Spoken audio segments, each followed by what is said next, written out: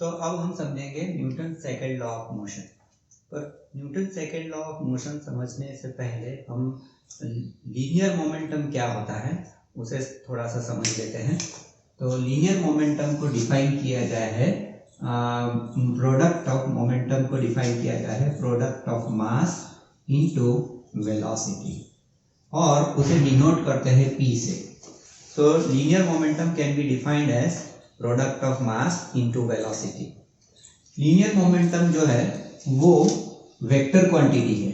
ये जो linear momentum है it is a vector quantity, so it is written as P vector is equal to m into v vector.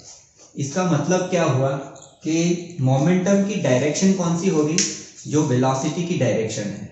जिस direction में velocity दिखाया गया है, सपोज कोई object is moving in a particular direction, तो उसी direction में मोमेंटम का डायरेक्शन रहेगा।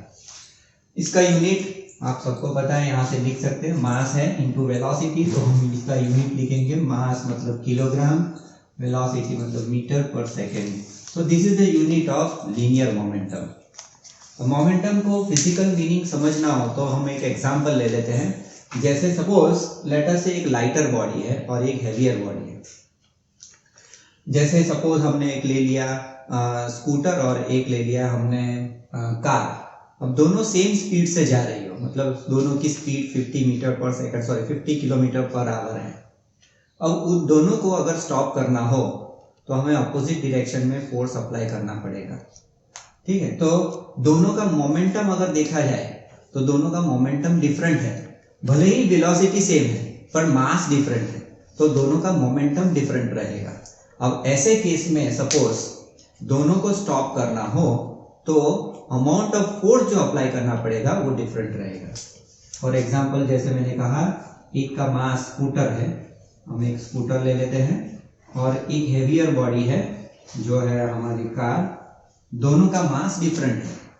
अब दोनों की सपोज स्पीड सेम है, वेलोसिटी दोनों की सेम है, and both are moving in same direction, तो अपोजिट डायरेक्शन में जो फोर्स अप्लाई करना पड़ेगा वो दोनों में डिफरेंट रहेगा। वेलोसिटी सेम है पर मोमेंटम, कार का momentum P is equal to m into v, इसका मोमेंटम ज्यादा रहेगा। तो I can say that momentum of a car is greater than momentum of scooter.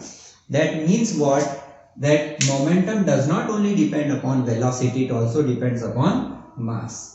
दूसरा एक एग्जांपल लेते हैं कि सपोज एक बुलेट फायर किया गया है गन में से। तो बुलेट का मास लेटर से 10 ग्राम ले लेते हैं। अब ये 10 ग्राम की बुलेट अगर फायर की जाती है बंदूक में से तो उसकी वेलोसिटी ज्यादा रहती है। तो वेलोसिटी अगर ज्यादा है तो उस केस में इसका मोमेंटम बढ़ जाएगा। अब मोमेंटम अगर बढ़ गया तो इसकी इंपैक्ट किसी ब्लॉक पे ज्यादा रहेगी। सपोज कोई ह्यूमन बॉडी में पियर्स अगर हो जाएगा, अंदर अगर छेदना हो ह्यूमन बॉडी को, तो उसके लिए वेलोसिटी ज्यादा चाहिए। तो बुलेट में से फायर की गन में का मोमेंटम ज्यादा रहेगा। पर उसी जगह अगर इसी बुलेट को हाथ से अगर फेंकते हैं तो वेलोसिटी उसकी कम रहती है, तो उसमें मोमेंटम उसका कम हो जाएगा। मास सेम रखा हमने, बुलेट सेम ली है, पर वेलोसिटी डिफरेंट हो गई। तो अगर वेलोसिटी कम हो जाती है तो भी मोमेंटम कम हो जाएगा। इसका मतलब मोमेंटम जो है मास और वेलोसिटी दोनों पे डिपेंडेंट है। सो इस तरह से हम डिफाइन कर सकते हैं व्हाट इज लीनियर मोमेंटम। तो अब हम समझते हैं what is Newton second law of motion. तो ये आपने बहुत बार पढ़ा होगा और कहीं बार देखा होगा Newton second law of motion. तो इसको डिफाइन किया गया है इस तरह से कि the rate of change of momentum of a body is directly proportional to the external force applied to the body. And remember that the external force which is applied, the force applied has a force is a vector quantity. So the change in momentum will be in the direction to the external force only, as the momentum is also vector quantity. Okay, so you will see over here F is equal to dp by dt मैंने लिखा है। This shows what, कि the rate of change of momentum which is occurring is in the direction with respect to the external force which is applied, and we can write down the equation as F is equal to dp by dt. अब momentum की formula हमें पता थी कि m is equal T is equal to m into v है। तो यहाँ पर अगर मुझे ये बताना है कि सपोज हमारे पास कोई ऑब्जेक्ट है, let us say mass m का ऑब्जेक्ट है and the mass of the object is fix, तो and if it is moving with the velocity let us say v1, initial velocity let us से उसकी v1 है, after some time it gains the velocity and then its velocity becomes v2. So the change in velocity has occurred. Why? Because there is an external force applied. तो हम यहाँ पर लिख सकते हैं मोमेंटम जो था, इनिशियल मोमेंटम जो था वो है m इंटू v1 और जो फाइनल मोमेंटम है वो है m इंटू v2। तो इसका मतलब जो चेंज इन मोमेंटम जो हुआ वो है final minus initial, that is m into v2 minus v1. So instead of dp I can write down m into v2 minus v1. v2 and v1 are the vector quantities upon dt. So this becomes what? m into, you can also write down dv upon dt. अब change in velocity upon time is our acceleration. तो हम लिख सकते हैं force is equal to mass into acceleration. So acceleration is a vector quantity and direction of the acceleration will be equal to the direction of the external force only. So Newton's second law can also be written as F is equal to m into a. So the equation or the Newton's second law can be represented in two ways, F is equal to dp by dt और F is equal to m into a.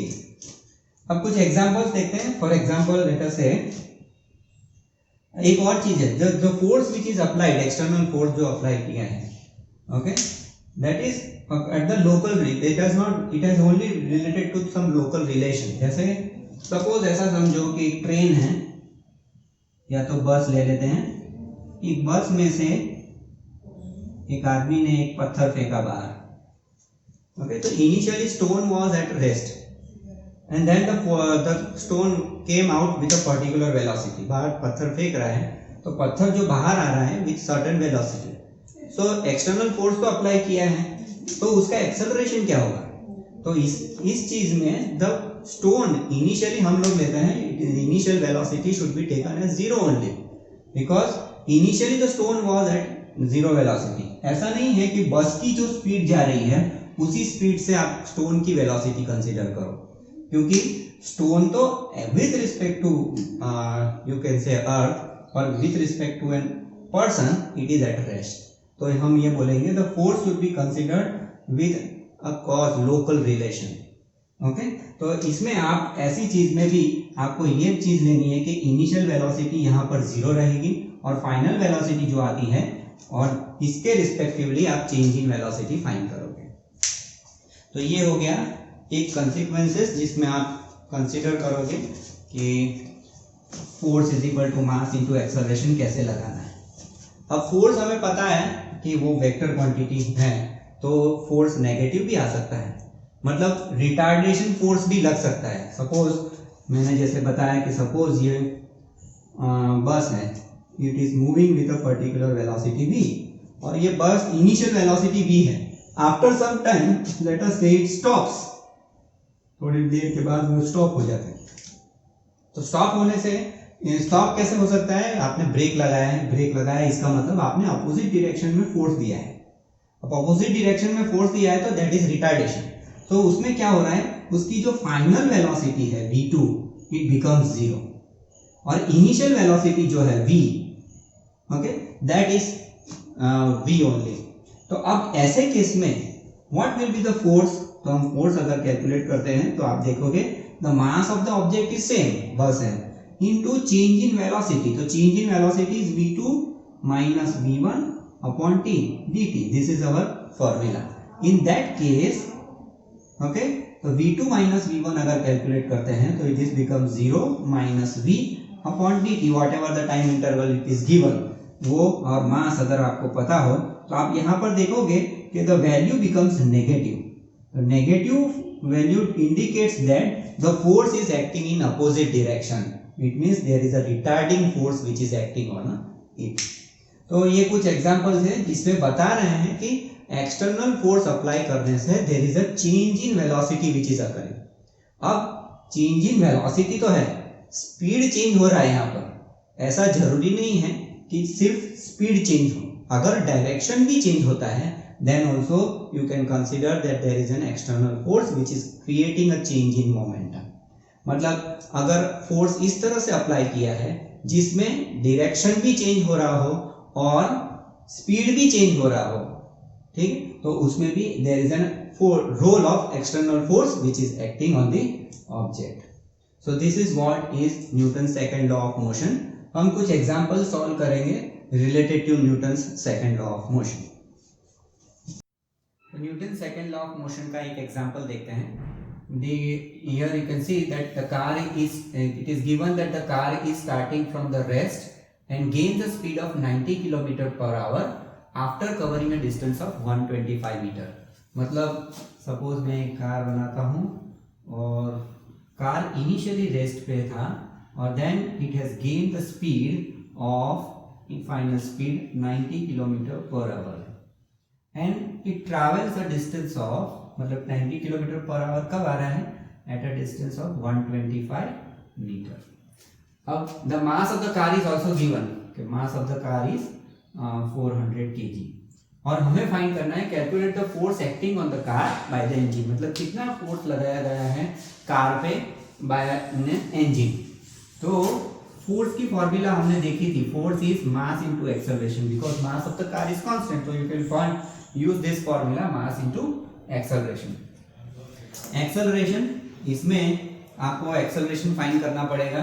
तो हम दो method से use कर सकते हैं। आपने पहले यूज किया था v2 minus v1 upon dt और इसमें टाइम इंटरवल हमें नहीं पता है। तो एक्सेलरेशन हम किस तरह से फाइंड कर सकते हैं, तो एक्सेलरेशन फाइंड करने के लिए हम दूसरा इक्वेशन यूज करेंगे जो आपने पहले यूज किया हुआ है, that is v square minus u square is equal to 2as।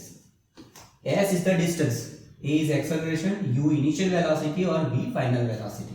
तो इनिशियल वेलोसिटी हमें पता है that is 0, so from this equation becomes 2as। तो इसमें से आपको एक्सेलरेशन मिल जाएगा that is v square upon 2s। Okay, अब वेलोसिटी हमको दे दिया है, velocity is how much, that is 90 kilometre per hour. तो किलोमीटर पर आवर को आपको मीटर पर सेकंड में कन्वर्ट करना पड़ेगा, इसीलिए 90 को मल्टीप्लाई बाय 5 बाय 18 करूंगा तो ये हो जाएगा 18 बाय 5, 10 डिवाइड बाय 5 मतलब 25 मीटर पर सेकेंड। तो हम यहाँ यूज कर सकते हैं अभी 25 into 25 divided by 2 into distance कितना ट्रैवल करता है 125। तो यहाँ पर ये कट कर देते हैं 5 और ये हो जाएगा 5। So the acceleration is now 2.5 metre per second square. तो इसमें से इक्वेशन ऑफ मोशन से आपको एक्सेलरेशन मिल गया। अब यही एक्सेलरेशन का इक्वेशन यहाँ पर यूज करेंगे तो हमारा फोर्स की फॉर्मूला से हम लोग फाइंड कर सकते हैं how much is the external force acting on a car by the engine, that is equal to mass आपको दे दिया है कार का, that is 400 kilogram into acceleration. Acceleration कितना आया 2.5 मीटर पर सेकेंड स्क्वायर। तो आप अगर ये कैलकुलेट करेंगे 400 into 25 by 10, so this becomes our 1000 kilogram metre per second square लिख सकते हैं, या तो F is equal to 1000 newton. मतलब जो फोर्स लगाया गया है एक्सटर्नल फोर्स इंजन द्वारा कार पे वो है 1000 न्यूटन। जब 1000 न्यूटन फोर्स आप अप्लाई करोगे तब उसकी स्पीड 90 किलोमीटर पर आवर हो जाती है within 125 metre. So this is one of the example of Newton's second law of motion।